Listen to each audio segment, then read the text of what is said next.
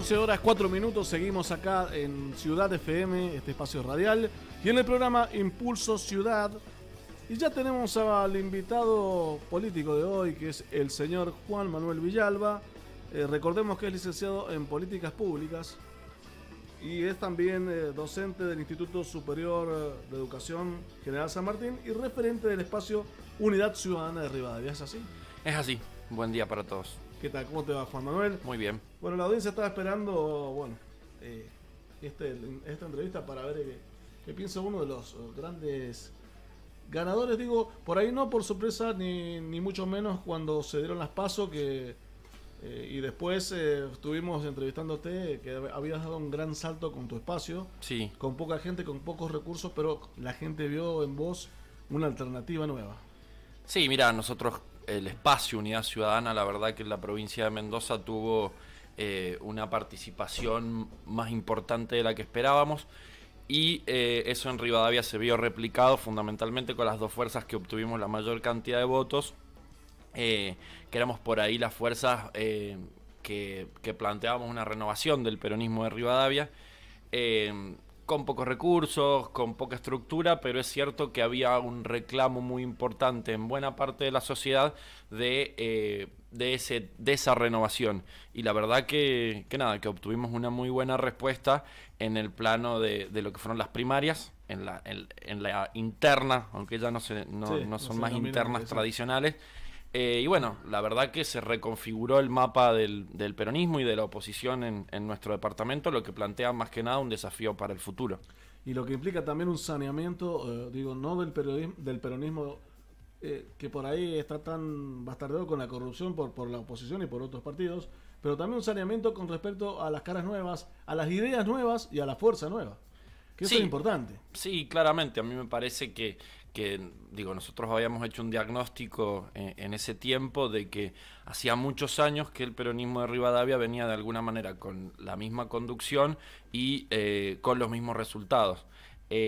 Claramente lo que planteamos fue una renovación, un proyecto distinto, porque además nosotros nos presentamos con una serie de propuestas específicas sobre cuál era el rol que debía ocupar el peronismo de Rivadavia, y obtuvimos un acompañamiento. Ahora, nada, eso, como te decía recién, plantea un nuevo mapa de la oposición y la necesidad ahora de configurar no una oposición, sino una alternativa de cara a 2019.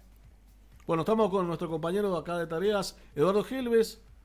Bien, ¿qué tal, Juan Manuel? Buenos días. Hola, Eduardo.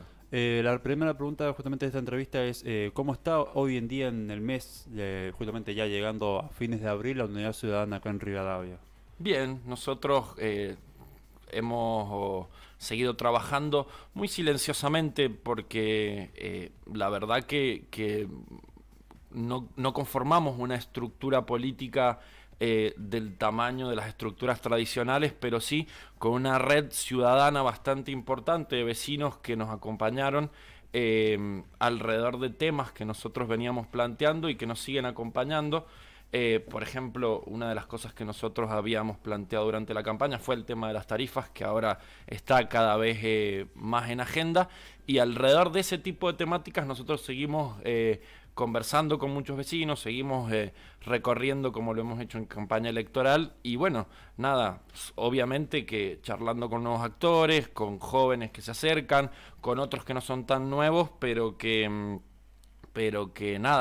tienen la necesidad de acompañar la configuración de un proyecto, de una nueva alternativa para el año 2019. Así que estamos bien, con una reconfiguración también a nivel provincial.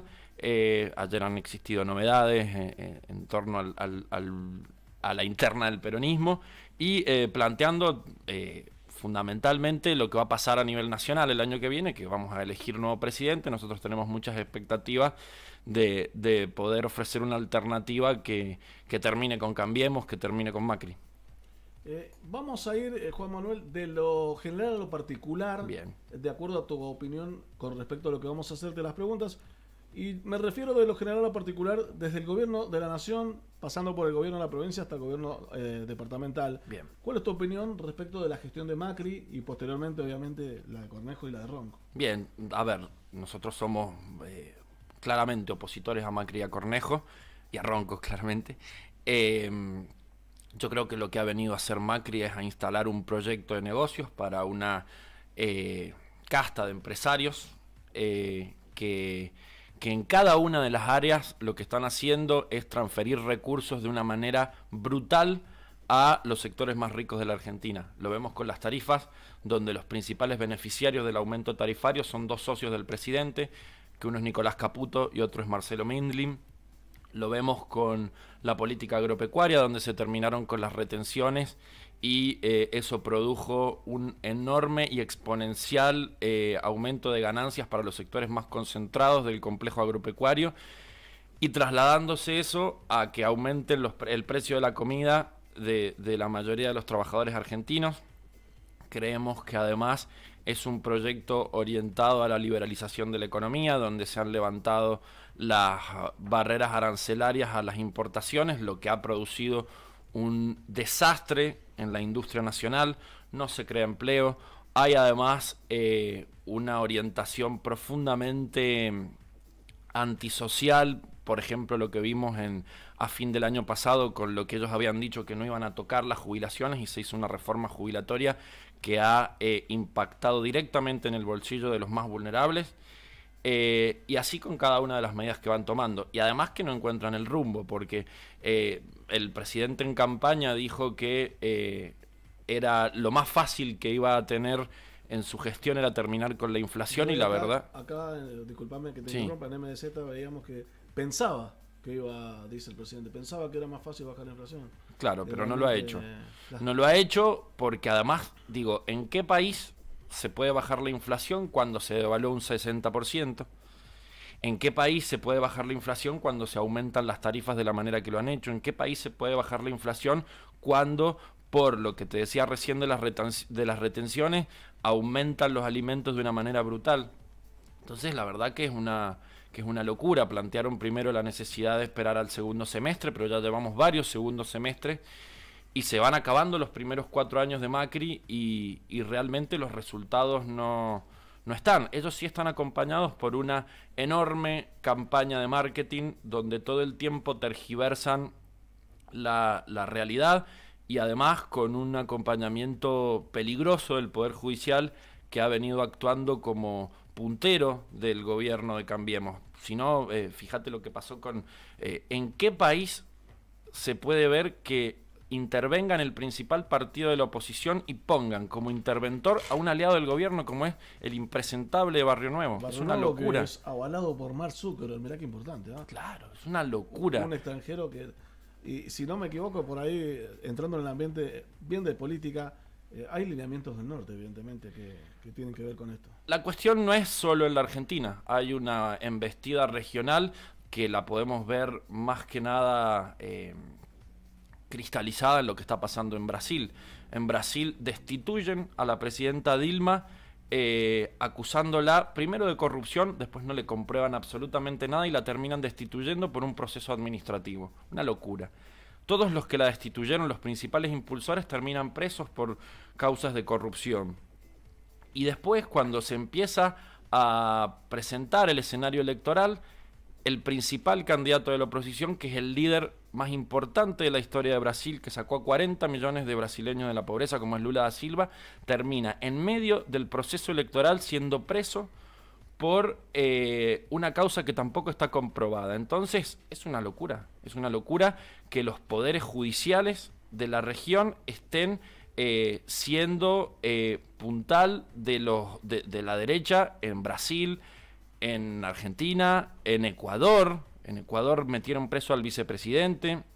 El presidente, que había llegado de la mano de Rafael Correa, se dio vuelta el otro día. La verdad que es una cosa muy, muy, muy complicada en un mundo complejo.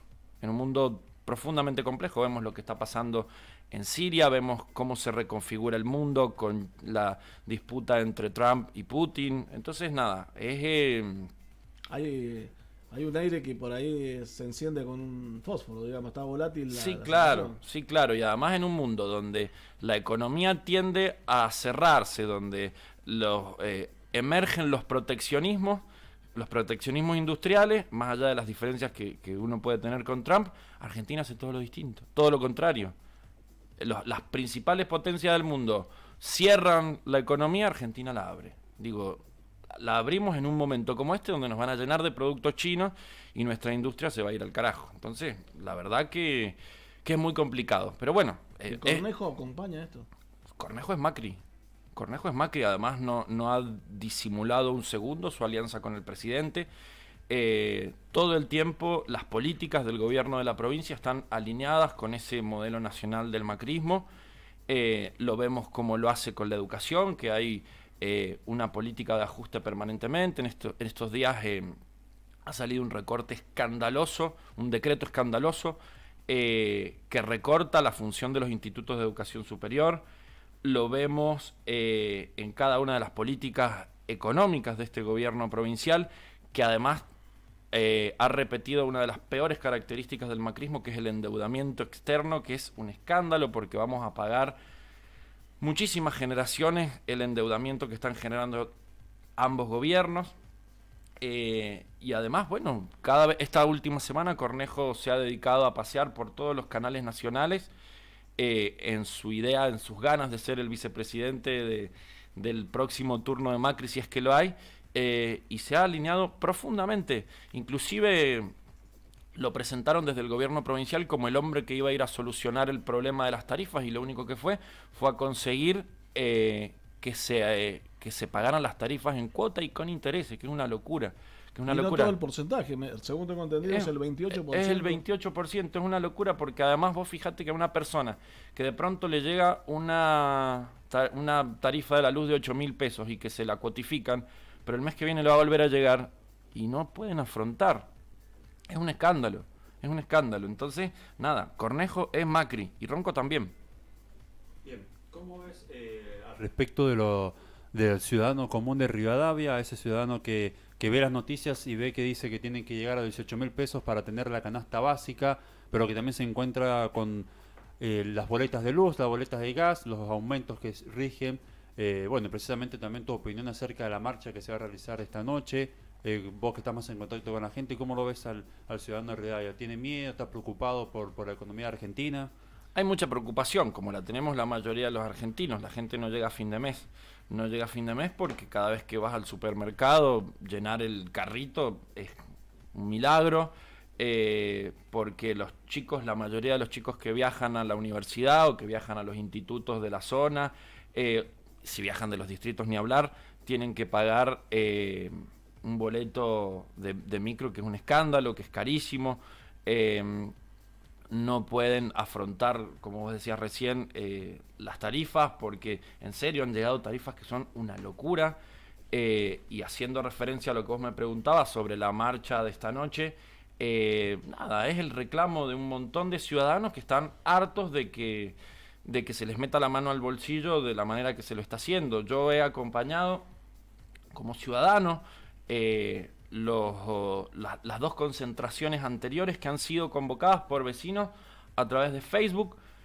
Después se han ido organizando más porque, bueno, a medida que avanza la lucha, avanza la organización, y tengo entendido, porque desde el oficialismo local dicen que es una concentración politizada. Mira, todas las concentraciones en reclamo de algo tienen que ver con la política y no con la política partidaria. Y los vecinos que se han organizado alrededor de este reclamo, por lo que tengo entendido, son vecinos que provienen algunos de partidos políticos y de partidos políticos diferentes. Entonces, no es que está organizado desde un sector. Y claramente yo he acompañado como ciudadano y también desde la política, porque nosotros nos tenemos que hacer cargo de que en la campaña del año pasado hablamos del tema de tarifas, recogimos ese guante, recogimos ese reclamo, y de hecho a nivel nacional y a nivel provincial los diputados y senadores de Unidad Ciudadana han presentado un proyecto para retrotraer el precio de las tarifas a 2017 y rediscutir toda la política tarifaria, porque es un escándalo. Entonces, nada, lo vemos con mucha preocupación, pero también me parece importante que en un pueblo como Rivadavia, que no tiene tradición de movilizaciones masivas, empiece a organizarse alrededor de estos reclamos. Y el intendente tiene que entender que los ciudadanos no pueden pagar la tarifa. La verdad que yo la semana pasada, el día viernes, estuve en esa concentración y la actitud del intendente fue vergonzosa. hablándoles a los vecinos como un patrón de finca, a los gritos, yéndose, diciendo hasta aquí los acompaño, y ellos también, aunque no sea una responsabilidad directa el precio de la luz del intendente, se tienen que hacer cargo que en octubre hicieron campaña para Cambiemos diciendo que no iban a aumentar más las tarifas. Hicieron campaña para Luis Petri y para Claudia Najul, que son diputados nacionales, y que el miércoles en el Congreso esos dos diputados nacionales votaron en contra de todos los proyectos para retrotraer tarifas a 2017. Entonces también hay una responsabilidad política. Claro, y bueno, justamente cambiando un poquito de tema y adentrándonos en lo que es el peronismo en sí, Sí. La ruptura está en la legislatura, una ruptura podemos decir del peronismo. ¿Cuál es tu posición? Mira, nosotros desde Unidad Ciudadana formamos parte del bloque que ayer se ha conformado, que se llama Podemos Vivir Mejor, que son los dos sectores del peronismo que sacaron en conjunto el 60% de los votos en la última primaria. Nosotros decidimos plantear la conformación de un nuevo bloque porque la verdad que el bloque venía partido en sí hace mucho tiempo. Los legisladores que responden a los intendentes venían acompañando muchas de las leyes que nosotros consideramos perjudiciales del gobernador de la provincia, sobre todo los endeudamientos, la privatización de los troles, el despido de un montón de gente de casinos. Digo, hay muchas leyes que habían sido muy complejas y que habían generado una discusión muy importante. No es una ruptura del peronismo, es una ruptura de los bloques legislativos. Nosotros no estamos planteando ni ir por fuera del Partido Justicialista ni enfrentar en las elecciones generales al sector de los intendentes. Lo que sí estamos diciendo, queremos discutir hacia dónde va el peronismo, porque la verdad que la situación del peronismo en Mendoza no es buena. El gobierno de Francisco Pérez no terminó bien, nosotros fuimos muchos críticos de esa última etapa, pero los mendocinos sentenciaron y nada, eligieron a un nuevo gobernador. Es una etapa terminada, pero quedamos en una situación de aletargamiento que era necesario remover. Nosotros no podemos estar 8 años discutiendo lo que la interna, y necesitamos plantear un peronismo renovado de cara a la mayoría de los mendocinos. Y eso es lo que hemos planteado desde la conformación de este nuevo espacio, con muchos jóvenes, con muchos dirigentes nuevos, o con dirigentes que por ahí no han tenido la posibilidad de protagonizar. Nosotros vemos que hace 20 años los nombres del peronismo de Mendoza son más o menos los mismos. Se repiten, si no va uno, va el hermano, y los resultados no han sido buenos además. Entonces, de cara a la sociedad, estamos planteando una renovación con un proyecto distinto, con mucha participación de jóvenes, de trabajadores. El nuevo bloque tiene una característica que hacía muchos años que un bloque del peronismo no tenía. Hay jóvenes, hay mujeres y hay organizaciones sindicales importantes que han estado en la calle estos 2 años luchando contra los tarifazos, luchando contra el intento de reforma laboral, luchando contra la reforma previsional. Entonces, la verdad que es una dinámica bastante interesante la que se va a dar ahí adentro. Bien, al respecto también de tu rol como docente en uno de los institutos también que curso yo en la carrera de comunicación social, ¿cómo está el tema bueno, primero de preocupación para uno de los alumnos que se está hablando de muchos cierres de carreras también? Hace unas semanas tuvieron la visita de Jaime Correas en la mañana, sí, de lo que fue uno de los días. Hubo manifestaciones también de uno de los chicos con varios carteles. Se han hecho muchas charlas y reuniones de varios proyectos también de agrupaciones. ¿Cómo está este tema? También en la mañana hoy veíamos que en Buenos Aires, en una de las ferias, se hacía uno de los reclamos también por el cierre de carreras, principalmente de tecnicaturas, institutos superiores. Bueno, ¿cómo ves vos este tema? Hay una política de vaciamiento de la educación superior no solo en Mendoza, sino en toda la Argentina. Lo vimos en la provincia de Buenos Aires, con un avance brutal de María Eugenia Vidal contra los institutos. Luego lo vimos en Jujuy, el gobernador Morales, que se parece mucho al gobernador Cornejo, haciendo lo mismo. Y aquí en Mendoza se ha ido haciendo primero a través de declaraciones en los medios, después de un decreto que era y que no era, y se terminó firmando un decreto que establece carreras prioritarias, no sabemos con qué criterio, que apunta realmente a que muchas de las carreras cierren. Hay una modificación en la política de becas que también perjudica a la mayoría de los estudiantes, que se les complica muchísimo poder asistir a estas instituciones. Y la verdad que tiene que ver con un modelo general de las cosas, donde quieren una educación superior acotada a los intereses de un modelo económico que es para muy pocos, que prepara para ciertos servicios y no para una cuestión integral, no para un modelo de desarrollo industrial.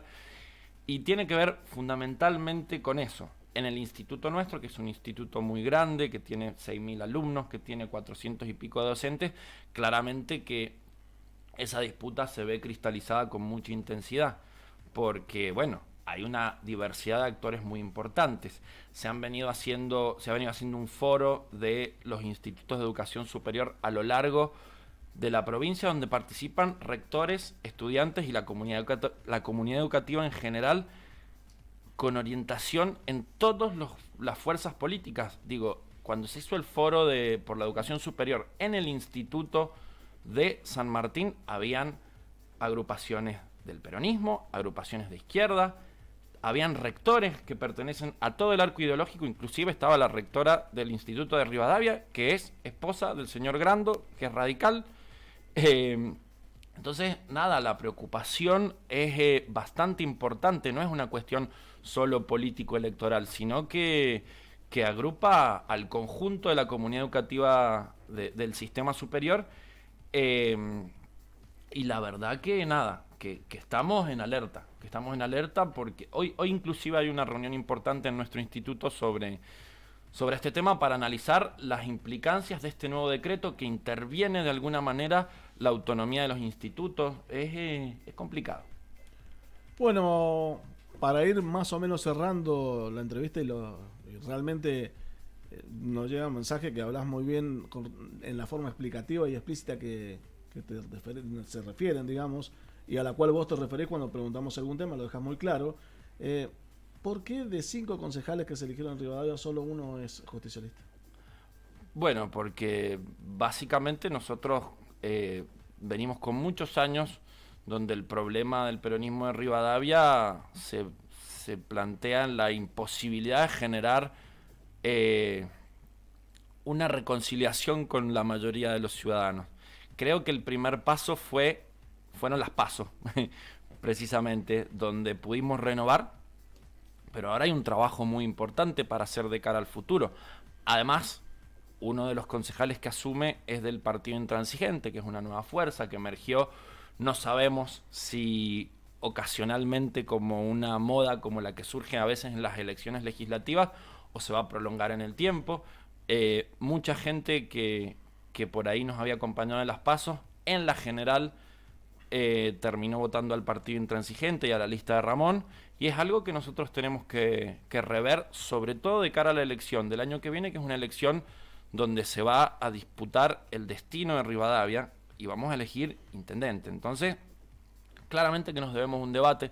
No logramos generar todavía los niveles de unidad necesarios para afrontar esto, pero bueno, en agosto empezó el camino, es un largo camino, son muchos años de haber sido un partido que se dedicaba solo a resolver cuestiones de algunos dirigentes, y nosotros tenemos que volver a ser un partido que represente a la mayoría de la gente, y en eso estamos. Bueno, si no hay más preguntas, algunos mensajes de felicitaciones para vos y bueno, para la nueva fuerza que crearon y para las elecciones que hiciste en las últimas pasadas. ¿Alguna reflexión para hacer antes del cierre? No, básicamente que la verdad que insisto en la preocupación que tenemos todos por la situación económica que está atravesando la mayoría de los argentinos y que nos afecta a los rivadavienses. Quiero sí decir una cosita con esto de las tarifas. El presidente de la cooperativa eléctrica ha mandado una carta intimidando a una de las organizadoras de la manifestación, acusándola de declaraciones que no ha hecho en esa reunión grande, que las hizo otra persona, que están grabadas. Casualmente eligen a la persona que más ha motorizado esto, y yo me quiero solidarizar con Roxana Ledesma y pedirle públicamente a Javier Fornazari, que es una persona de bien, con la que yo tengo diferencias ideológicas, pero es una persona de bien, que priorice su energía en resolver este problema y en poner la cara con el desastre que están haciendo con el bolsillo de los rivadavienses, y no en intimidar a los vecinos, que lo único que los mueve es tratar de estar mejor, porque sinceramente me pareció de una cobardía absoluta, sabiendo además que habían funcionarios municipales que saben que la señora Ledesma, que es a la que acusan de haber dicho algunas cosas, no había dicho eso. Entonces, quiero decir eso para solidarizarme con ella y la verdad para que no intimidemos a los vecinos. Sinceramente, hay mucha preocupación y mucha angustia y gente que muy humilde que le ha llegado facturas de 4.000, 5.000, 8.000 pesos que no saben qué hacer. Entonces, que se pongan en ese lugar, ¿sí? Yo entiendo que él tiene muchos trabajos, inclusive tiene dos funciones públicas que habría que ver si no hay una incompatibilidad en términos de las funciones, y pueden afrontar este tarifazo. La mayoría de los rivadavienses no puede hacerlo. Bueno, muchas gracias, Juan Manuel. Es un placer haberte tenido acá con tus sabias palabras y bueno, con lo que la gente quiere saber. La gente quiere conocer las distintas campanas y bueno, y esto es lo bueno que tenemos en democracia, que podemos escuchar, que no se le cierra el micrófono a nadie y bueno, te tuvimos a vos, Juan Manuel Villalba, de Unidad Ciudadana. De Unidad Ciudadana. Exactamente. En el peronismo. En el peronismo, En el peronismo. Yo, nada, esa es la configuración. Ese es nuestro espacio político, nuestro bloque se llama Podemos en la legislatura, pero nuestro espacio es Unidad Ciudadana. Yo les agradezco mucho la invitación. Bueno, muchas gracias y que tengas un lindo día. Gracias, igualmente.